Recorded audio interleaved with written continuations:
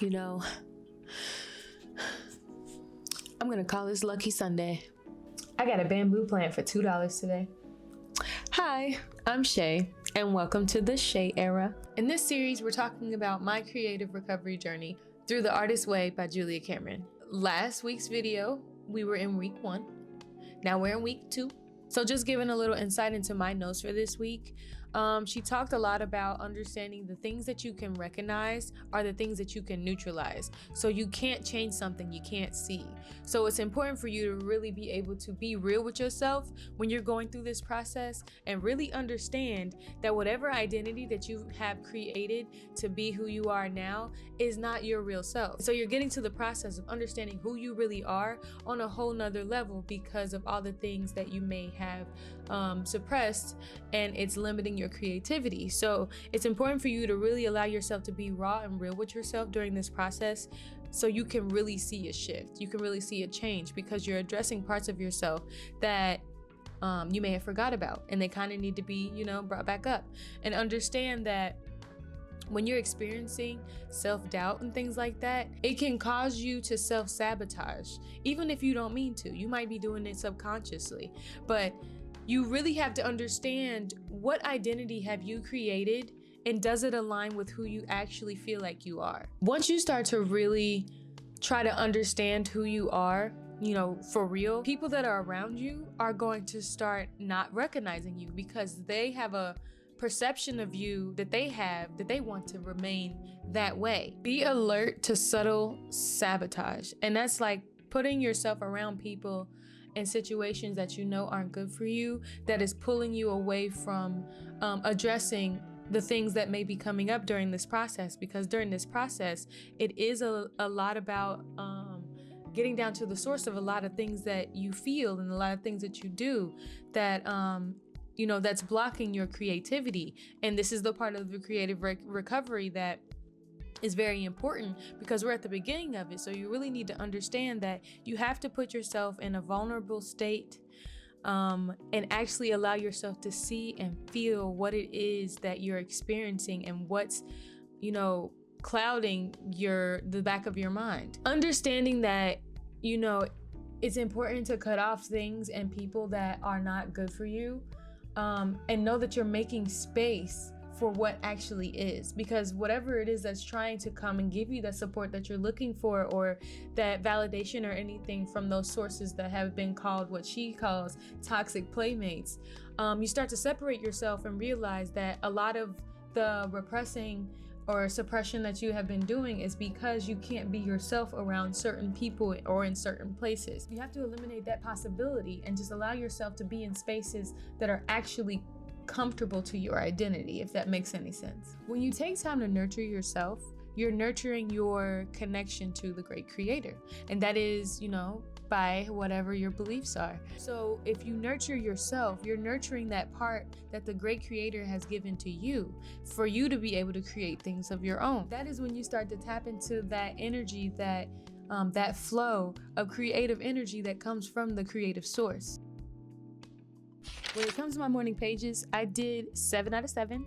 Whoopee.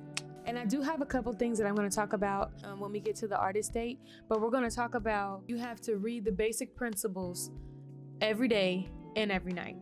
And as I was reading it, it felt like I was kind of making a promise to myself in a way that helped me understand how to connect to that creative side of myself and actually get and understand the concept of what she's trying to get us to understand. The basic principles pretty much break down how to understand that creativity is natural for us. Creativity naturally flows through us. We just have to connect with it and become aware of it and understand that the ideas and things that come to you are, that's because you're in the flow of that frequency. You're in the flow of that idea, which is why you resonate with it and pick it up and want to do it. So when you do that, you're aligning yourself with the part of the creator that resonates with you. So if you really look at it that way, it makes it a lot easier for you to understand who you are and the things that you're drawn to and the creativity that lies within you, because it's showing you through the things that you like to do.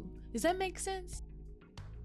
Here are a couple of the tests that I decided to do And I really enjoyed this one. This one led to some very interesting realizations and experiences. One of the tasks that I chose to do was list 20 things you enjoy doing. When was the last time you let yourself do these things? And she also says, use this list as a resource for a lot of the artist dates, because a lot of the things that you might put on this list are things that you haven't done in a while. And this gives you something to look at for you to remember some of the things that you like to do and some of the things that are actually going to boost that creativity in you, or those things that you haven't done in a while that used to, fuel you or, light you up and make you excited to do a lot of things. When she says list 20 things that you enjoy doing, she really wants you to think about it. Like, not just say, I like doing photography, I like modeling, I like drawing, no, she wants you to be very specific in a sense of like actually explaining the action. Like I put baking pies, breads, and brownies, dancing around, listening to music, building houses on Sims, doing deep meditations, reading for entertainment, and so on and so forth. Things like that. For some of the tasks, she has them as steps to complete a certain action. So what she says next, from the preceding list, write down 2 favorite things that you've avoided that could be this week's goal. She wants you to pick 2 things off that list of 20 and record your experience. She wants you to really reflect on the things that you did so that you can be really present when you do it and open a different part of yourself that you may not know existed. The 2 things that I picked from my list was read for entertainment, do deep meditations. And as a runner-up, I had making beats. So what I did was, as soon as I read that, I just went ahead and just like, okay, let me go find a meditation and I'm gonna go do it. And I ended up doing a past life regression. That was a very interesting experience. I really enjoyed it and I would definitely do it again. It took me through this very interesting experience that helped me feel something I haven't been able to really hone in and feel for a very long time. I really enjoyed the meditation that came out, like a whole list of things came out. But it really did open a part of me that I was, I guess, looking for. The other thing that I did was reading for entertainment, and that kick-started something completely different. I started going back towards my love of writing. Like I used to like doing creative writing all the time, creating little stories and plots and things like that. So I've been creative writing like crazy. I even, started working on a couple of stories and really getting the feel of what it means to be a creative writer, or what it feels like to be a creative writer. So I really feel like doing these tasks, no matter how simple they might be, they trigger different parts of you that may have been deep down inside because you've never been asked certain questions. You've never been told to look deeper into yourself in a different type of way, to really look back at your childhood and really look at the things that light you up when you do them, and hone your awareness more inward than outward. Like really come in and get to know you. So what I count as my artist date, I would say I listen to new music all day. I decided that for every beat that I make, I'm going to make a song, and I can't do anything else until I do that. And then I made a beat, and now I've been listening to it over and over and over again, trying to figure out how I'm gonna make a song, because I've never made a song before. So this is gonna be interesting. I'm realizing that this is a whole new realm for me. So I'm gonna really take the time to really figure out how to really do this. And when I'm done, I'm sure I'll have the confidence to show it to you. Some of the challenges that I had during this week, I dealt with a lot of weird emotions and feelings I haven't felt in a long time or ever. And it was very interesting to really take the time to hone in and feel what those feelings were and allow them to fully express themselves. And so with those raw emotions, it's been very easy to pinpoint, some of the things that they might have came from and how they could have creative blocked me. And it's like every time that I reveal this new side of myself, it's like it gets easier and easier to be creative. It's like all the things that I like to do, they start to come up to the surface, and then that's where all my focus is. So I see that through these little questions and tasks and different situations, she's triggering parts of you that just need to be asked the right questions. And then that will trigger your mind to go down a whole nother road. And then that takes you down, new experiences and new things for you to be able to create the way that you're supposed to. But you have to allow yourself to have these experiences and be vulnerable enough to be real with yourself and understand that there are some things that you just don't understand yet. And that's okay.